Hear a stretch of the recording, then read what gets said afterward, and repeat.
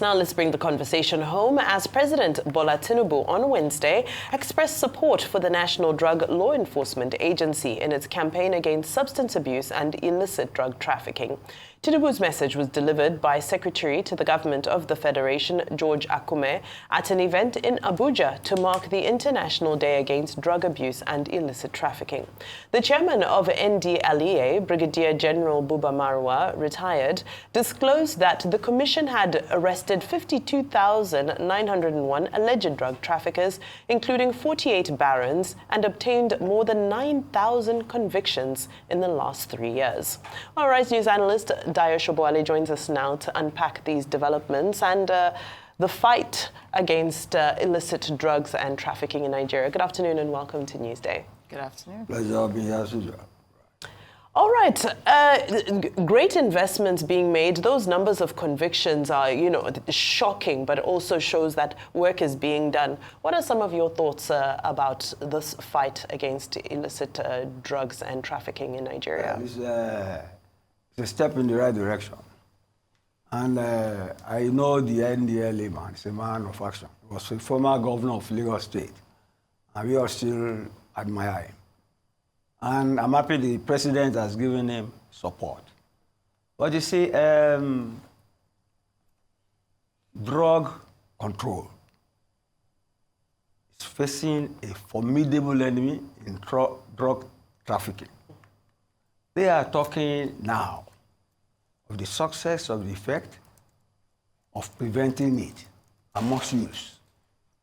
And I applaud their achievements, but I want them to look at some other ways of tackling this menace. Because invariably it is what has led to terrorism. It's what has led to insecurity, banditry, and all these things plaguing the northern part of the country and some parts of the south.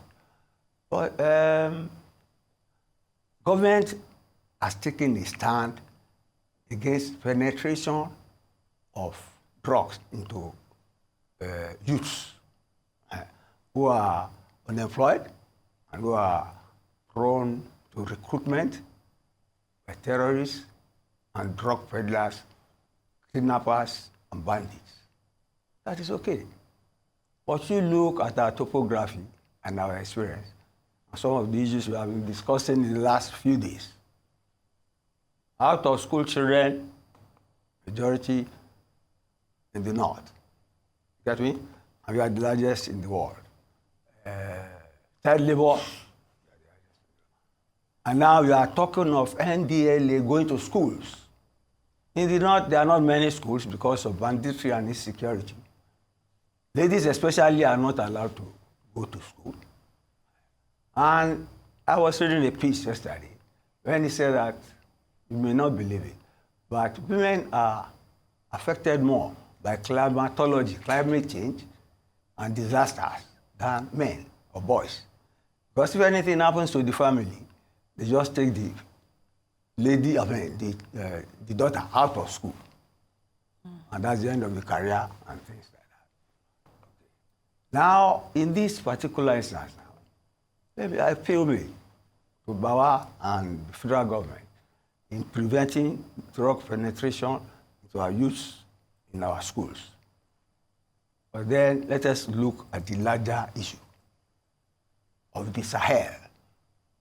You see, the terrorists coming in from the Sahel and threatening government and setting up a chain of reaction that leads to coups because of the inadequacy of democratic government to provide protection against for the citizenry. You have to look at that.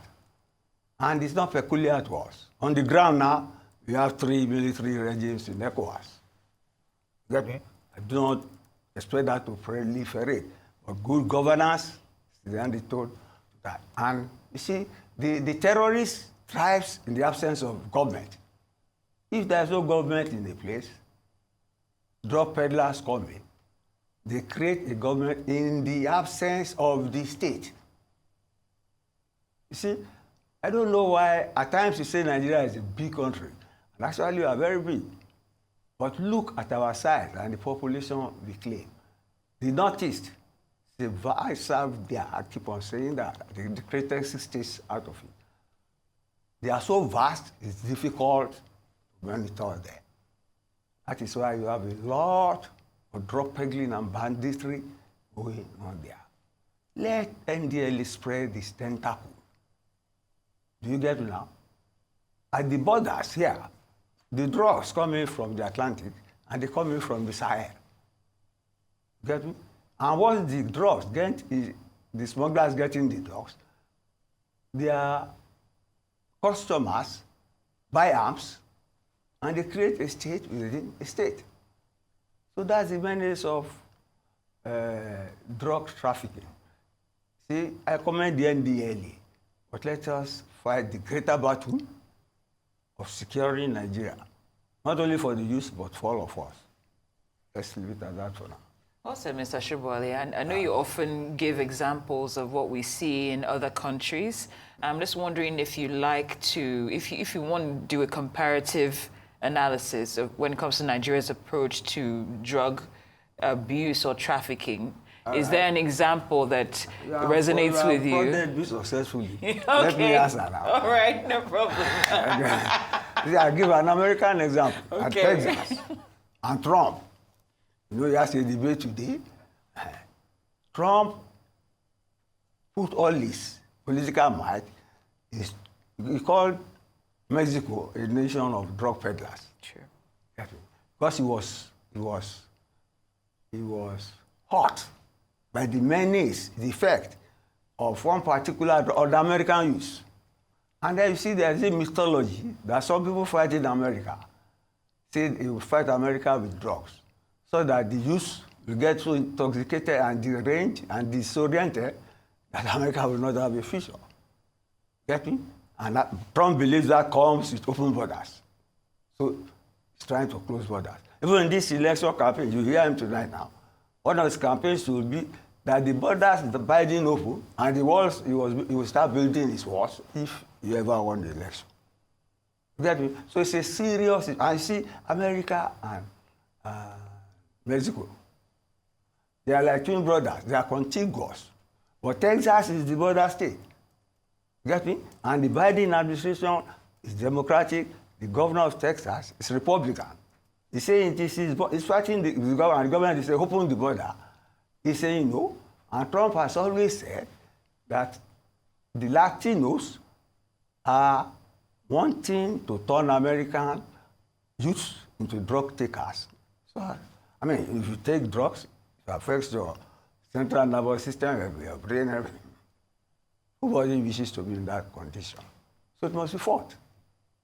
So that's the American example. And very quickly before we go, still in the same vein, are we doing enough with regards to rehabilitation, in your opinion? Rehabilitating, especially young people, like you're talking about it, they're the most vulnerable target group when it comes to this scourge. Could we be doing more? No, don't see. That the issue, the success they are claiming is prevention. That they never hope it will get to that. Do you get me? And let me tell you sincerely, even though I've made the comparison, I don't think we have drug trafficking or drug issue on the scale of the Americans. Get me? Even in West Africa. But you see, I don't want to mention names. There are many insurgents. They're both religious, cultural, and economic. You identify them, who rely on drug trafficking for finance, to do their terrorism, or whatever they claim they want to do. And their strategy is simple. They provoke the state into doing something illegal or constitutional, so it looks support of the state, of the public. And then, if it's a democratic government, there's an insurgency, it's overthrown, or the army comes in, or it loses election. So that's the situation. Very well said, Mr. Sobowale. We appreciate your insight as always, and would like to thank you for joining us here on Newsday. Horizon News analyst, Mr. Dayo, thank you so much.